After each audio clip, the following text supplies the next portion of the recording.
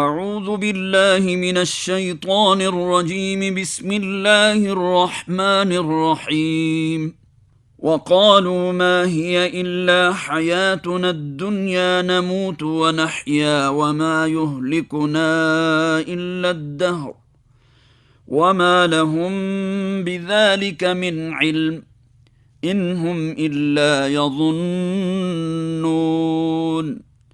وَإِذَا تُتْلَى عَلَيْهِمْ آيَاتُنَا بَيِّنَاتٍ مَا كَانَ حُجَّتَهُمْ إِلَّا أَن قَالُوا ائْتُوا بِآبَائِنَا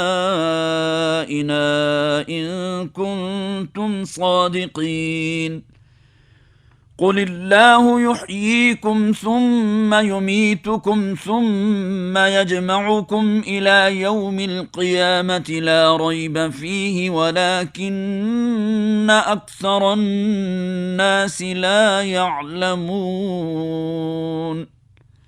صدق اللہ العظیم۔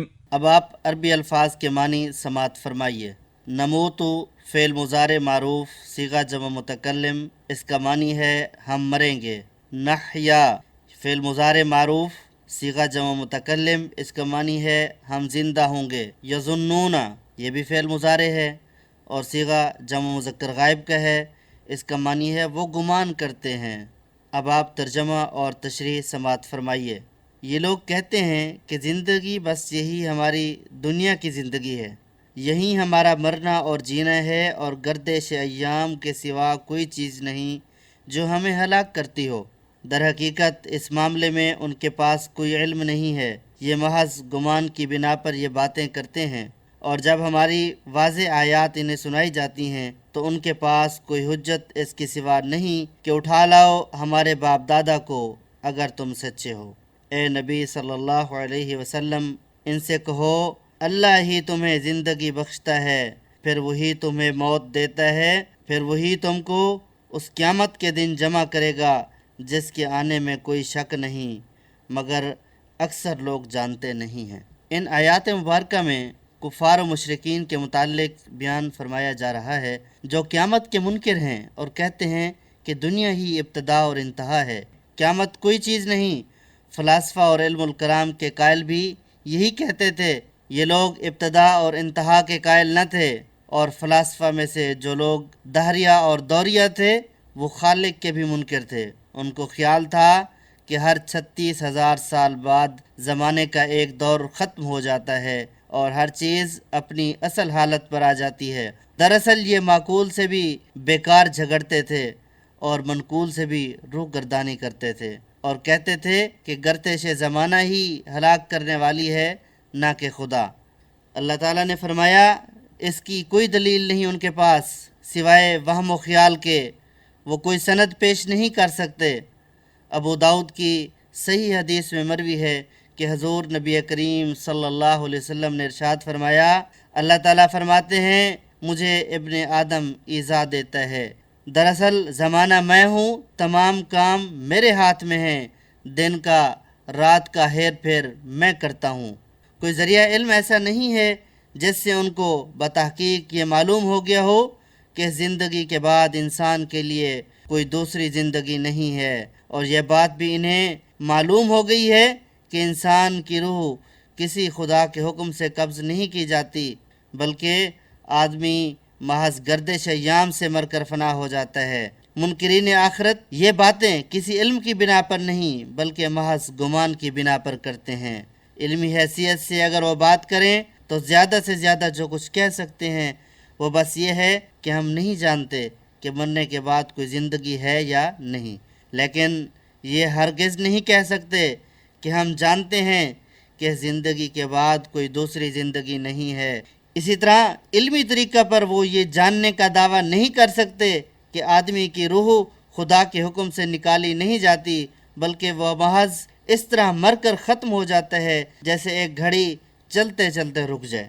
زیادہ سے زیادہ جو کچھ وہ کہہ سکتے ہیں وہ صرف یہ ہے کہ ہم ان دونوں میں سے کسی کے متعلق یہ نہیں جانتے کہ فی الواقع کیا صورت پیش آتی ہے۔ اب سوال یہ ہے کہ جب انسانی ذرائع علم کی حد تک زندگی بعد موت کے ہونے یا نہ ہونے اور قبض روح واقع ہونے یا گردش ایام سے آپ ہی آپ مر جانے کا یکساں احتمال ہے، تو آخر کیا وجہ ہے کہ یہ لوگ امکان آخرت کے احتمال کو چھوڑ کر حتمی طور پر انکار آخرت کے حق میں فیصلہ کر ڈالتے ہیں؟ کیا اس کی وجہ اس کے سوا کچھ اور ہے؟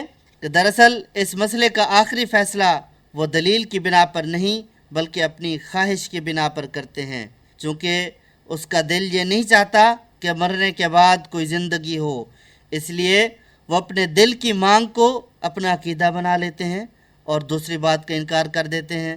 اور اسی طرح ان آیات مبارکہ میں جواب ہے ان کی اس بات کا کہ اٹھا لاؤ ہمارے باپ دادا کو، اس پر فرمایا جا رہا ہے کہ یہ اب نہیں ہوگا اور متفرق طور پر نہیں ہوگا، بلکہ ایک دن سب انسانوں کو جمع کرنے کے لیے مقرر ہے، یعنی جہالت اور قصور فکر و نظر ہی لوگوں کے انکار آخرت کا اصل سبب ہے، ورنہ حقیقت میں تو آخرت کا ہونا نہیں بلکہ اس کا نہ ہونا بعید از عقل ہے۔